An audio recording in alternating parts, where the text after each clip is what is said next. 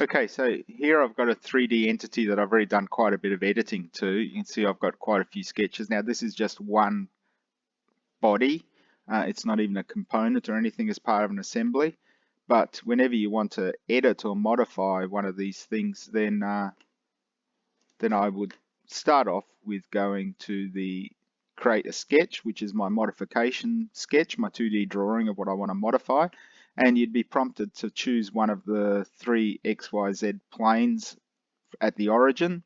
Or if you've created a construction plane like I have here, you could choose that as well. Now I use this one here to do the text so that I could emboss that on the surface.